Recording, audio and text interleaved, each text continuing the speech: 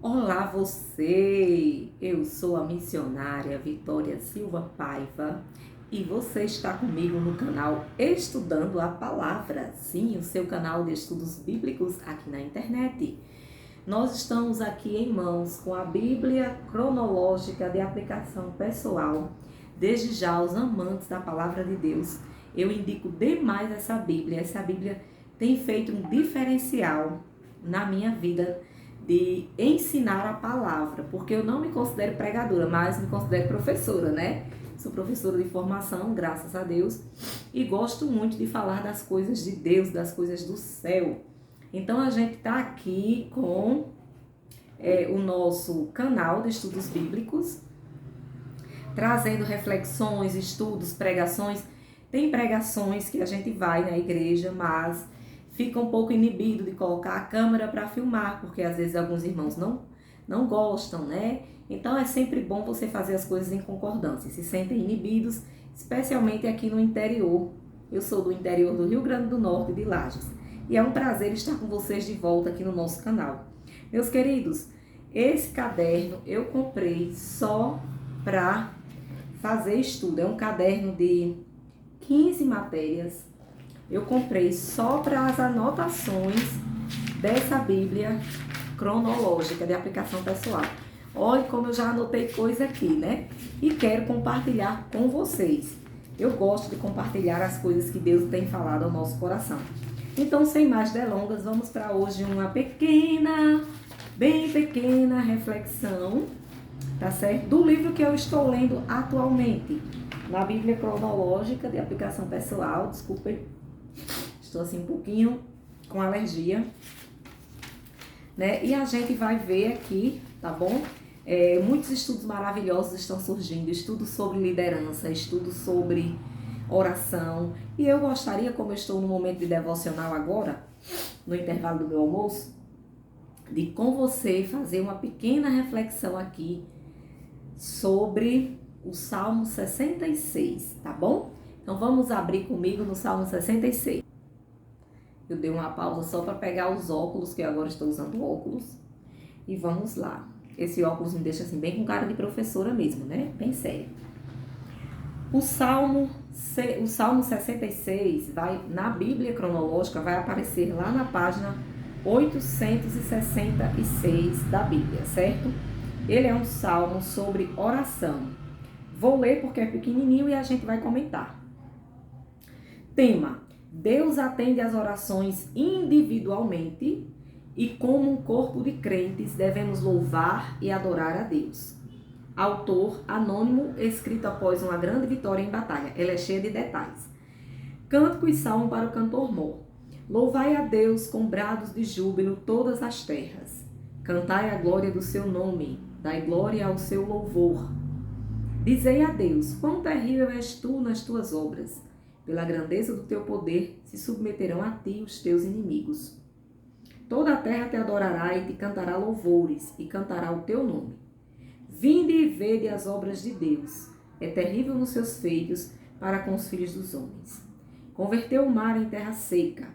Passaram o rio a pé. Ali nos alegramos nele. Ele domina eternamente pelo seu poder. Os seus olhos estão sobre as nações. Não se exaltem os rebeldes. Bendizei, povos, ao nosso Deus, e fazei ouvir a voz do seu louvor. Ao que sustenta com vida a nossa alma, e não consente que resvalem os nossos pés. Oh, glória! Pois tu, ó Deus, nos provaste, tu nos afinaste, como se afina a prata. Tu nos meteste na rede, afligistes os nossos lombos. Fizestes com que os homens cavalgassem sobre a nossa cabeça. Passamos pelo fogo e pela água, mas trouxeste-nos a um lugar de abundância. Entrarei em tua casa com holocaustos, pagar-te-ei os meus votos, que haviam pronunciado os meus lábios e dissera a minha boca quando eu estava na angústia. Oferecer-te-ei holocaustos de animais nédios, com odorante fumaça de carneiros. Oferecerei novilhos com cabritos. Vinde e ouvi todos os que temeis a Deus, e eu contarei o que ele tem feito à minha alma. Glória a Deus. A ele clamei com a minha boca, e ele foi exaltado pela minha língua. Se eu atender à iniquidade no meu coração, o Senhor não me ouvirá. Mas, na verdade, Deus me ouviu, atendeu a voz da minha oração. Bendito seja Deus, que não rejeitou a minha oração, nem desviou de mim a sua misericórdia. Meus queridos, um salmo sobre oração. E o que a gente traz de reflexão para nós? Nos versículos 16 e 17 que nós lemos aqui, não é que vai nos dizer: vinde e ouvi a todos que temeis a Deus, e eu contarei o que ele tem feito à minha alma. E vai dizer no 17: a ele clamei com a minha boca, e ele foi exaltado pela minha língua. Nos faz refletir que nós, enquanto cristãos, devemos testemunhar do que Deus faz na nossa vida.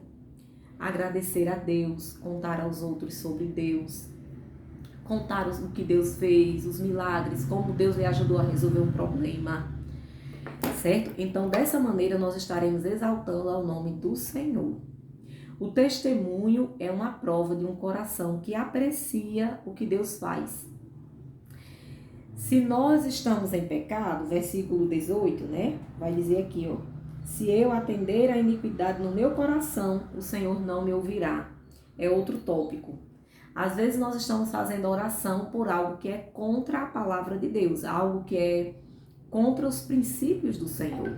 Então aquela oração, ela tem 100% de chance de não ser respondida. Por quê? Porque você está pedindo em pecado, fazendo mau uso da oração, de algo tão precioso que é a arma da oração para o cristão.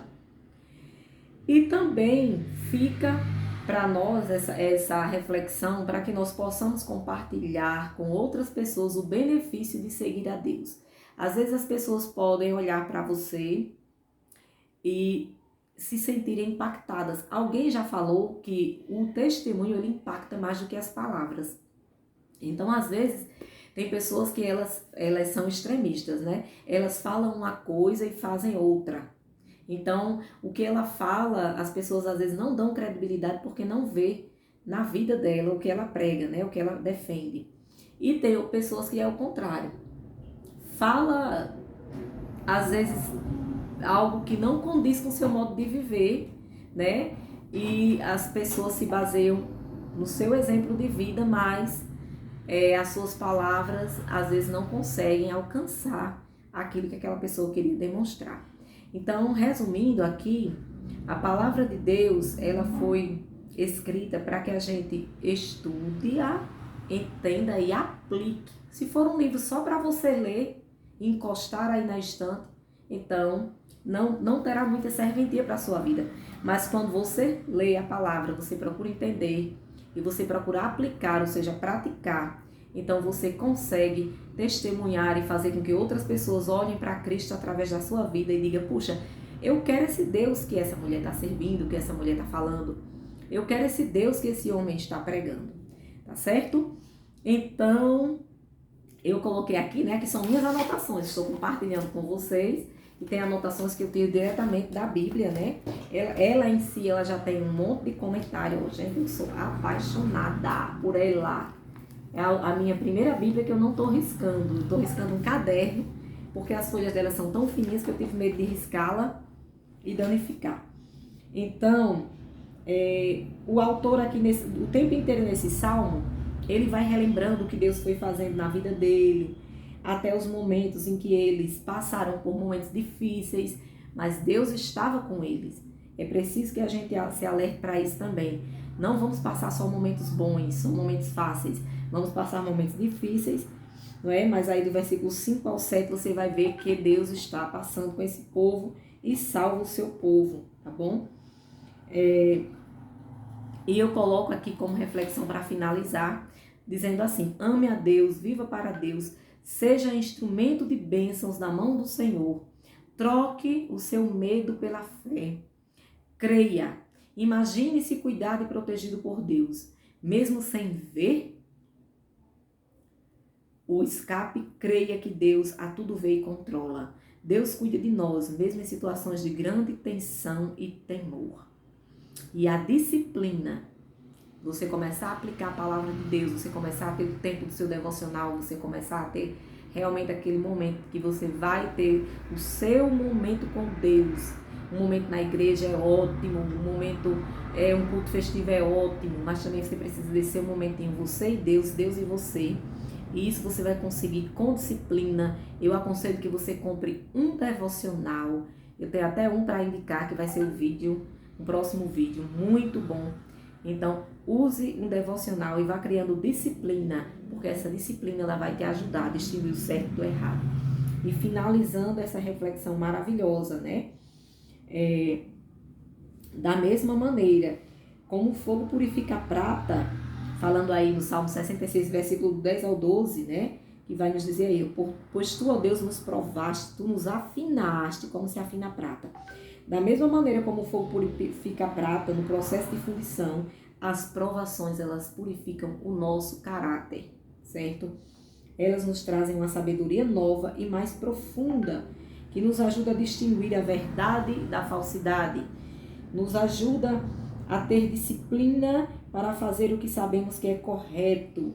Acima de tudo, essas provações nos ajudam a perceber que a vida é um dom de Deus, que deve ser valorizado e não apenas, né? E não apenas um direito a ser considerado sem o devido respeito ao dono da vida, que foi quem nos deu. Aí, gente, tem muitas reflexões sobre oração aqui nesse salmo, as reflexões da Bíblia e as que a gente colocou. Do versículo 13 ao 15, quando ele começa a dizer assim, entrarei em tua casa com holocaustos e pagar-te-ei os meus votos, está se referindo aos momentos da vida em que às vezes nós, para conseguirmos algo, a gente vota ao Senhor, ou faz promessa, como se chama nas outras religiões, né? Às vezes as pessoas fazem acordos com Deus, dizendo, se me curares, se me tirares desta confusão, se me arranjares um emprego, qualquer coisa que você está ansioso e querendo muito, aí às vezes você vai e faz esse voto, né? Eu te obedecerei durante toda a minha vida. Mas pouco depois de recuperadas, elas se esquecem da promessa e retomam o antigo modo de vida. Então, tenha cuidado com o que você está votando a Deus também, né? O autor do Salmo, aqui a gente vê no versículo 13, que ele diz, eu vou pagar-te os meus votos, né? Ele fez uma promessa a Deus, mas se lembrou da promessa e estava preparado para cumpri-la. Deus sempre cumpre as promessas que Ele nos faz e Ele quer que nós, seus filhos, sigamos o seu exemplo. Então tenha cuidado em cumprir as promessas que você fizer, tanto a Deus quanto aos homens. Primeiro, tenha cuidado com o que vai prometer, tá certo? Para você não se tornar aquela pessoa sem credibilidade. Menina, fulana promete e não cumpre, fulana promete e não faz do mesmo jeito como o Senhor. Tenha cuidado na emoção, né, de você ali emotivo prometer algo que você não vai cumprir, porque isso com certeza entristece ao nosso Pai Celeste. E o versículo 18, que é a última reflexão que a Bíblia traz sobre esse salmo, 66, 18, diz assim, se eu atender a iniquidade no meu coração, o Senhor não me ouvirá. Eu já comentei com as minhas palavras, vou comentar com as palavras aqui da Bíblia. Nossa confissão de pecado, as palavras dos comentaristas da Bíblia, tá? A equipe, eu chamo essa Bíblia carinhosamente de BCAP, B-C-A-P, B de Bíblia, C de cronológica, A de aplicação e P de pessoal, BCAP. Os comentaristas BCAP dizem o seguinte, Salmo 66, 18, se eu atender a iniquidade no meu coração, o Senhor não me ouvirá. Nossa confissão de pecado deve ser contínua, porque continuamos a agir mal, mas a verdadeira confissão exige que ouçamos a Deus e que desejemos deixar de fazer o que é errado. Davi confessou seu pecado e orou, expurga-me, tu, dos erros que me são ocultos. Também da soberba guarda o teu servo. Lá no Salmo 19, versículos 12 e 13, esta oração de Davi. Quando nós nos recusamos a nos arrepender, ou quando abrigamos certos pecados e nos apegamos a eles, colocamos um muro entre Deus e nós. Podemos não nos lembrar de cada pecado que já cometemos, mas nossa atitude deve ser de confissão e de obediência. Amém? Você que ficou esses 15 minutos comigo, muito obrigada. Que Deus te abençoe e até o próximo Estudando a Palavra, se o Senhor nos permitir. Lembre-se, a Bíblia é para ser estudada, aprendida praticada. Estude, aprenda, pratique e seja você um canal de bênçãos na vida das outras pessoas. Amém?